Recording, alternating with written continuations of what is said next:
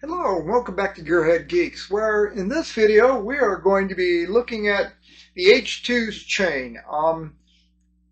I change the chains on this about every 20,000 miles. This thing is tough on chains. It has a tendency to stretch them in funny places. There's tight spots and loose spots and whatnot. So about every 20,000 miles is probably pretty prudent on this. This H2 has got 80,000 miles on it at this point, and I'm on my, well, this will be the fifth chain. So anyway, let's get to looking at our chain. The bike is up on the rack. We'll get the rear wheel jacked up and take a look at things. So the first thing we need to do is get the rear wheel up off the stand here, or off the ground, or wherever you want to do it. And I use a scissors jack. I have a scissors jack here, and I've got a rubber.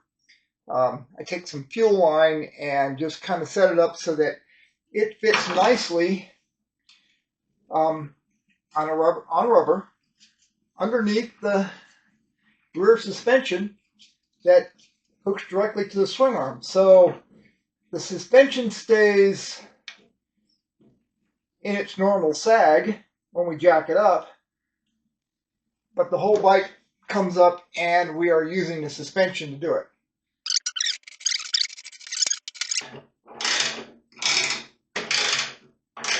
And we are up off the ground now.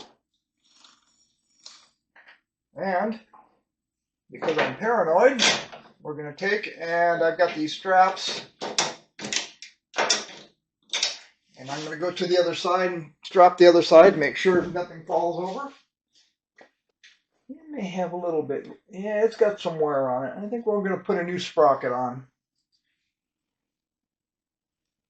Yep, and that's going to be the case. So that's easy enough. The good part about the H2 is, and I have another sprocket, the good part about the H2 is you can remove the sprocket without even removing the rear wheel. So, and this is a chain riveter that I'll explain where this thing came from before. But what we're going to be using to break the chain is nothing more than a standard chain breaker. You just put it over that and you start winding it down till it starts to push the link out. Okay, and then you go to the other side, do the same thing. The only thing, come on out of there. There we go. And so we're going to remove this sprocket. And the way to do that is with the proper tools. The first thing we need to do is take a chisel. And we will, there's a bend over piece in here that needs to be opened up.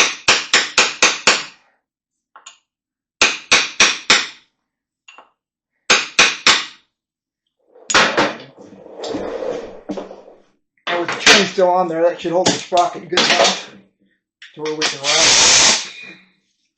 it. This 27 millimeter.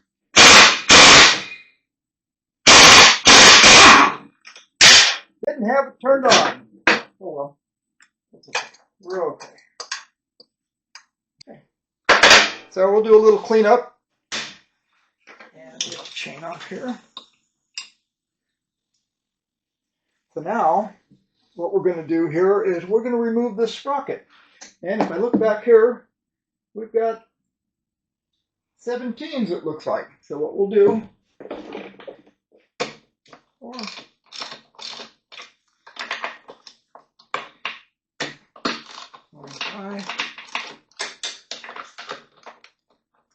this one's all loosened up, so we'll just go on ahead and run them on off. So these got.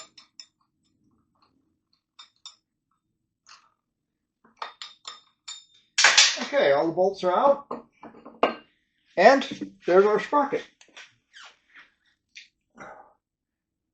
We're going to get everything super clean, and we don't want to have any kind of dirt on anything when we put it back together. And so continuing on, get our we're gonna go on ahead and put our sprocket on.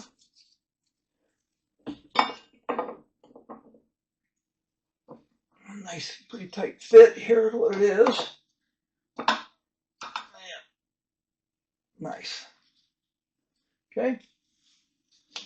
Then all you need to do is put in bolts.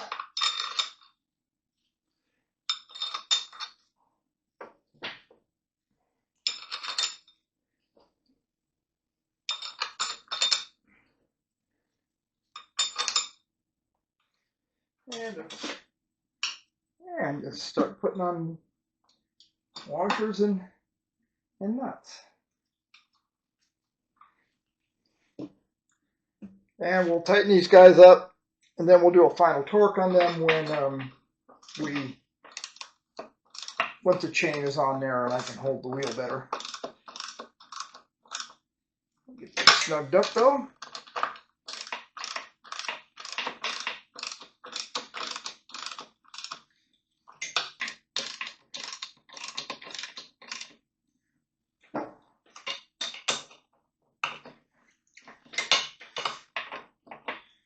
Okay, we are all snugged up.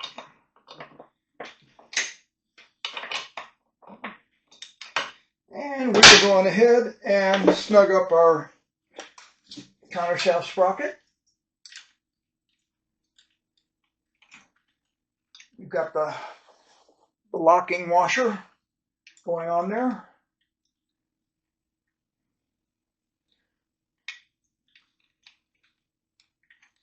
And again, it will get a final torquing. And our nut is in perfect shape. All cleaned up and nice. Transmission smooth as glass. There are 0 leaks in there. Just perfect. So, next is to figure out how long we need to have our chain.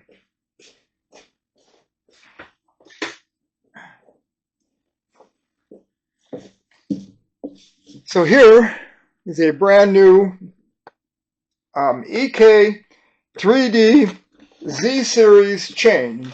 Now this should be 120 links, which it is. And it says 525Z, and that's what we want. I guess there's some other hardness of it, but Z seems to be the one. Now, this bike came with an EK 525Z. It's just that I kind of like the gold and black. It's kind of neat. Okay, so we take a 10mm Allen. In this case, we're just going to pop that cookie in there. Get it loose.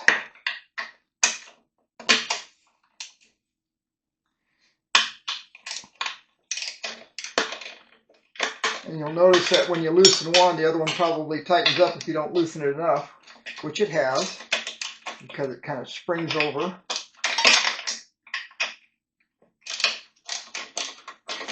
And that should be enough to do the job. Good. And now we have a we can just take this and roll it, and it pushes the sprocket in. So everything is forward now. It has moved forward.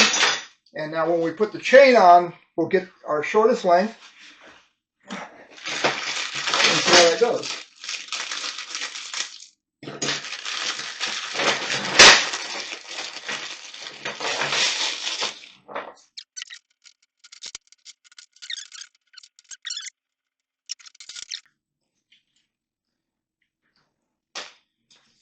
Then, now that it's clean, we just take it and we loop it over. And we can just guide this thing right on through. Actually, what I do want to do, maybe want to clean right into that just a little bit. It's just a little place to get clean. Good. Okay, and then you just keep on running it forward. Get it through, roll it around our sprocket in the front, and just guide it on back until it appears. Okay, now.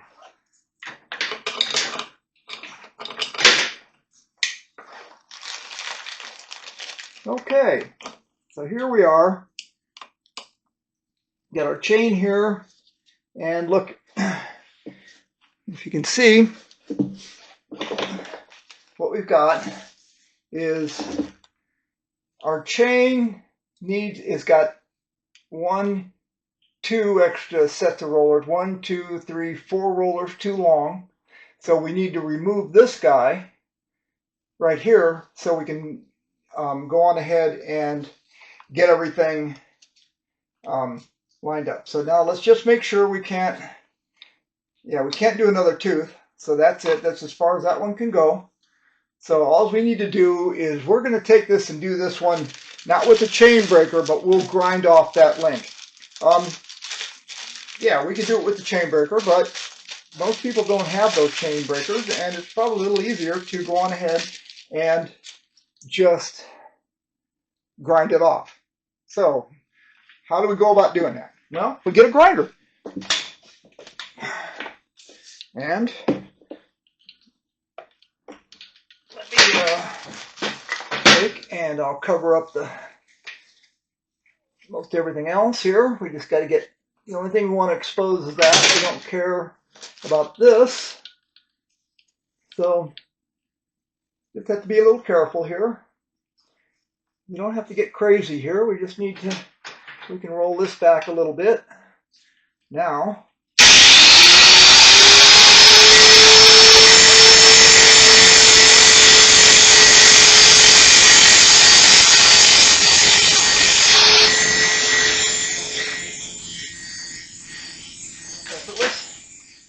and you get a couple extra washers out of the whole thing.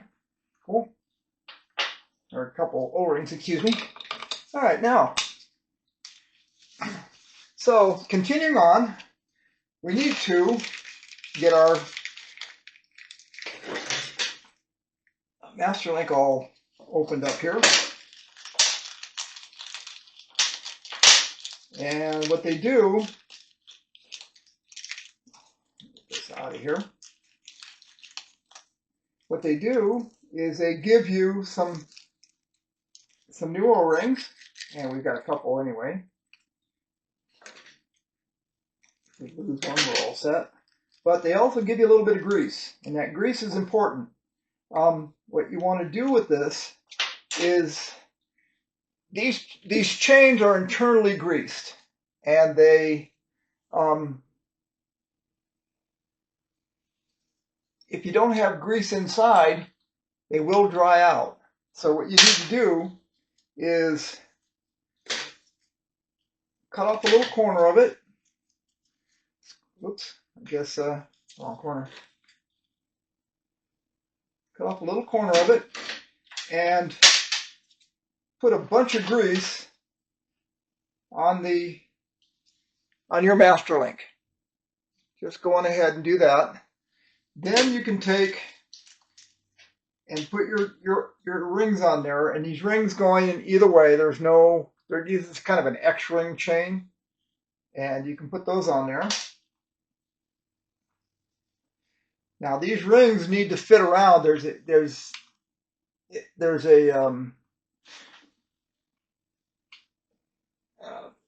little bit of a lip sticking out on the chain itself, and you got to make sure that your O-rings. Now let's take your O-ring and put it on around that little lip. And then you can put this on. Yeah, that's better. And we'll take this O-ring and we'll put it around this lip. Get it stuck on there. These gloves are starting to fall apart, so it is what it is. Okay, and we take this and put this here. Okay, then I can take and pull this off a little bit. Get this guy pushed on. and we will put our chain together. Okay, so now our master link is in. It's all lubed up. There's plenty of grease in there. So we're going to take our next O-ring and put it around the little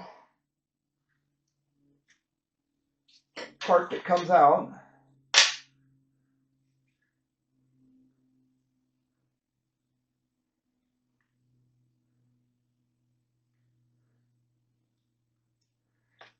And then what's going to end up happening is your piece here will go on, but it's not ready for prime time yet. It's not ready to hold on there. It won't go on. You have to press it on. Now, how are we going to do that? Well, in my world, I have this guy. And what he is way back when, in the early 70s, the very first endless chain to come out was the Suzuki GT750. And it just so happens that it was a 530, 525 chain. And the difference between 530 and 525 is just the width of the sprocket, basically. And so this is a very, very good, and it made for riveting together endless chains. And it has all sorts of little cool features in it, such as the holder here is magnetized so that you can go on ahead and press this guy on without too much issue. It works extremely well. And then it's got another area of it where it rivets down the link. And this is really a good tool. So what you do with this is you get it off the sprocket and you get it out where you can work on it. So we're going to take our plate, we'll put it on our holder here, and we'll go on ahead and get our tool in place. And that's pretty easy to do. You just push it in place. Make sure your O-rings and everything are all seated. We back it up. That's what makes that tool nice. Then we take our plate, and I'm going to put a little more grease on things, just because.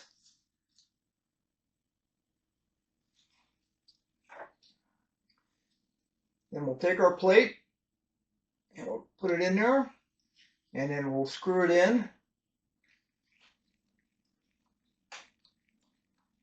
And again, make sure your O-rings are all there, because that is a royal pain.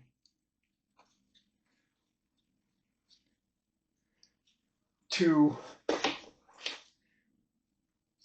have to take apart again. And you don't want to have to do that. So we take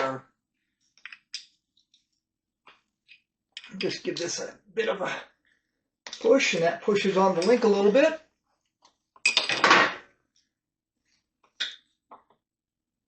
Same thing over here, but you got to move this over.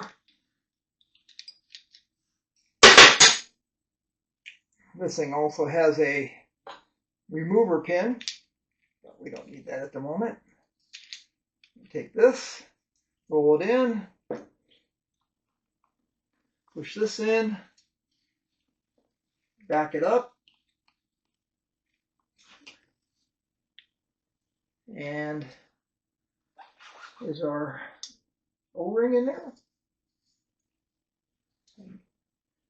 Yeah, it is.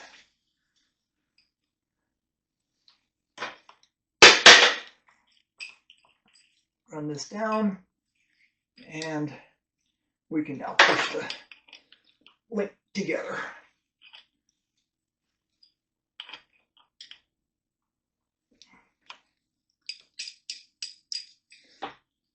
Yeah.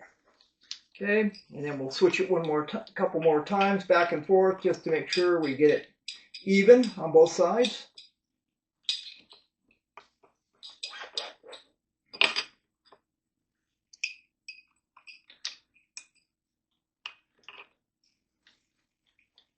Now there's other tools out there that do the same job. They all, are slightly different, but the idea is the same. We're pushing on the pin with whatever tool we have.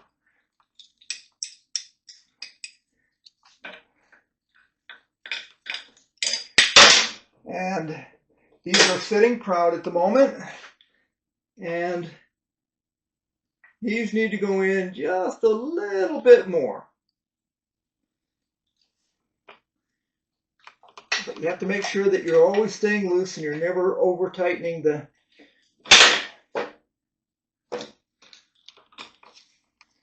You don't want to push the pin on too far.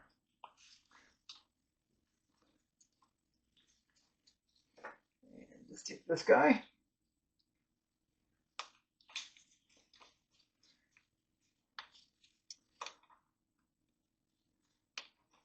And this tool is probably a little more complicated to use than some of them, but I know it works well. It fits these chains well,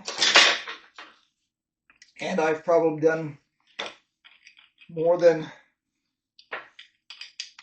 50 chains with it, at least, or even more than that. Not only for my own chains, but for customers' chains and whatnot. Yep, that's in there. Let me do the other side, make sure it's even.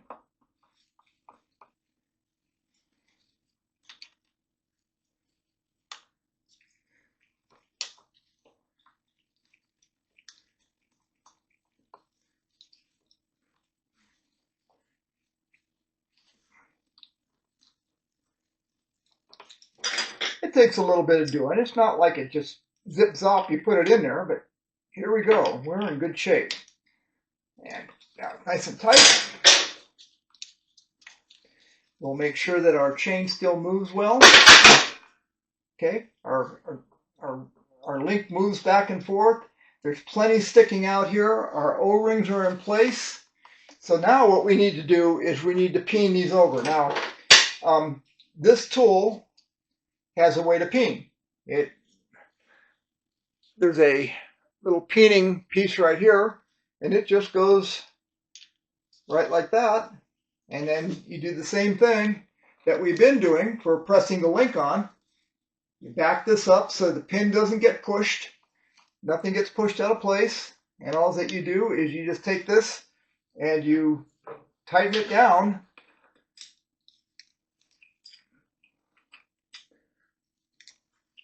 On those, on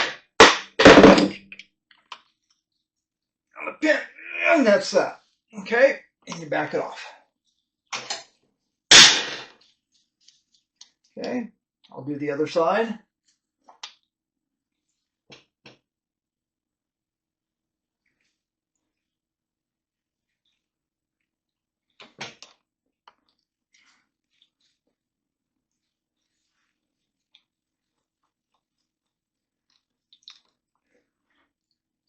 Okay. Same thing over here.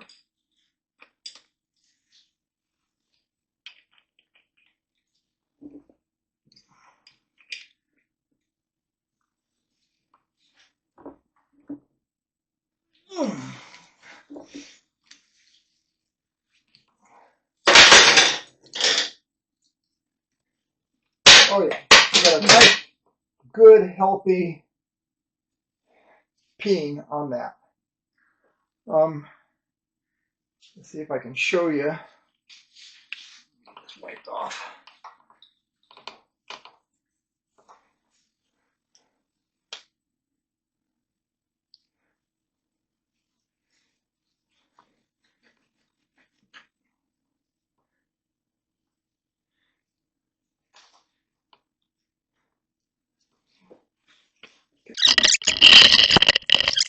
If you look right here, you can see where our tool has peened over.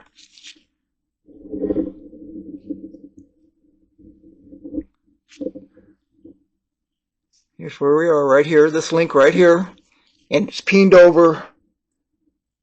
Whoops, this one right here, and peened over this one and peened over that one. So our chain is now on there,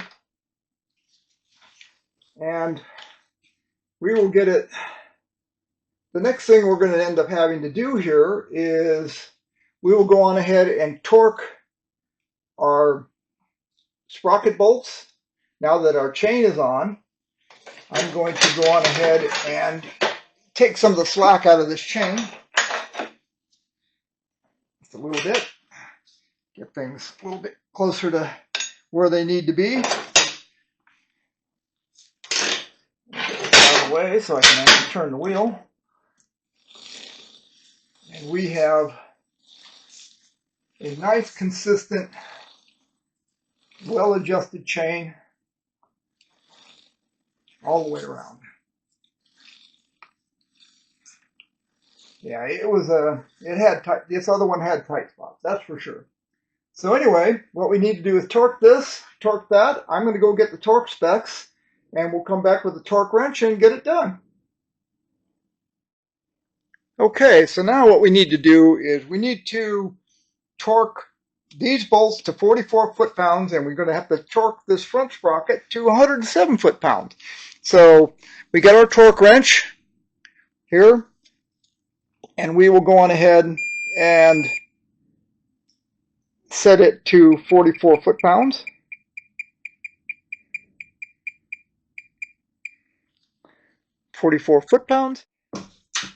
And the way I'm going to hold this is with the big socket here, and then makes it a little bit easier to torque these guys.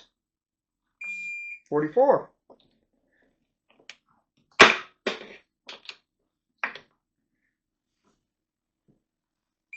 44.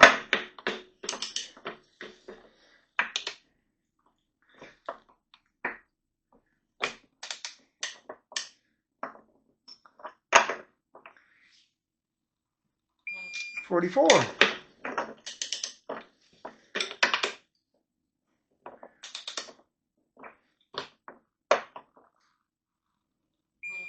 44.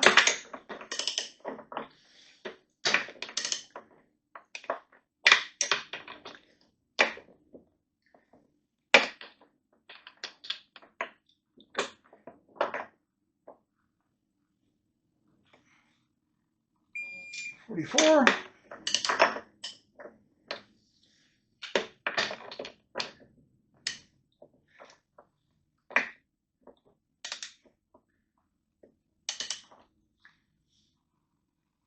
'That's already 44.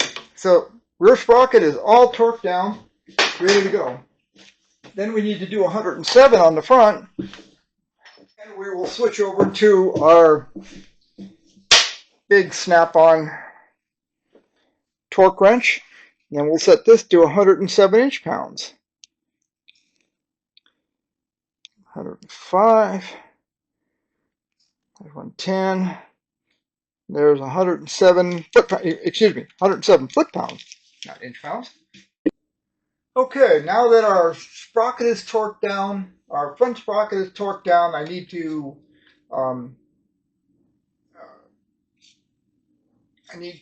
fold over the locking tab, but we can adjust the chain, and it's just a little bit loose at the moment. So we'll just check this, make sure we're okay. Yep, we're in good shape. So all we need to do now, tighten down these guys.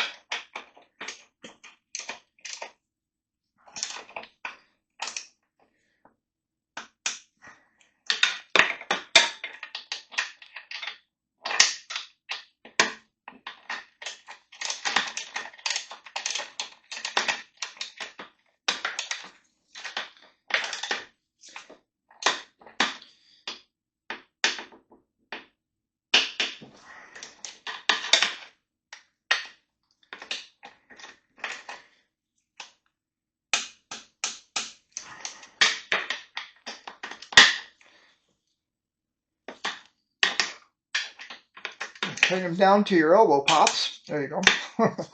And that's all good to go. So we can put these tools away. Our chain is adjusted nicely, smooth and nice. And we'll fold over that tab.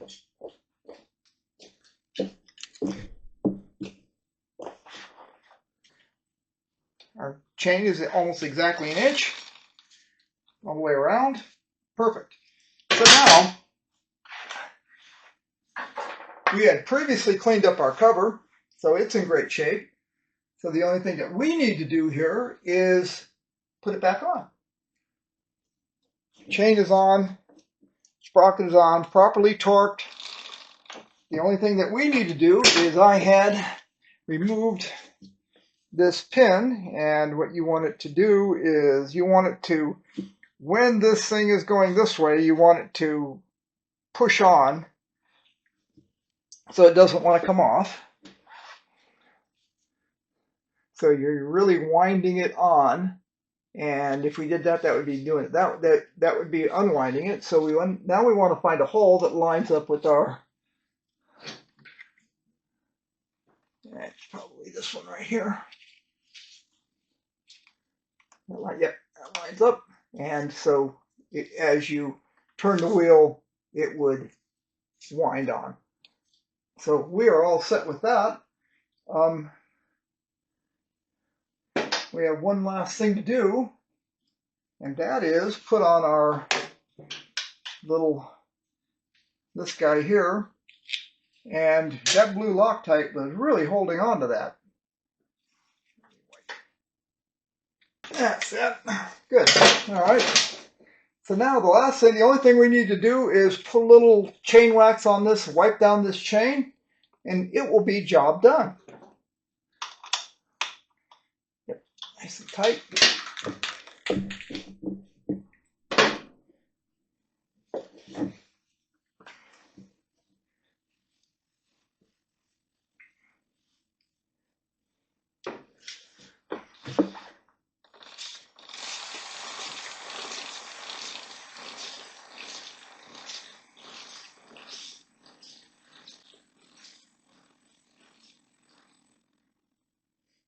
Okay, and now what we're going to do here is we got our rags. We're going to take a rag and just wipe this chain off. It's got chain wax on it, and it's going to get most of the nasty grease off.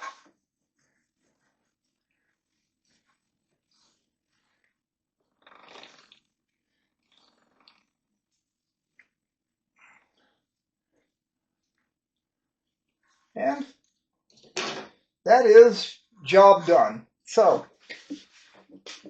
that was the whole process to replace the chain and sprockets on an H2, and it's basically the same for any other bike. On most bikes with a regular swing arm, though, you have to remove the rear wheel and pull the sprocket off that way. But on the H2, which is kind of nice, you don't have to do any of that. So that's a chain replacement, all cleaned up, ready to go, ready to fly. So thanks for watching, and don't forget to subscribe.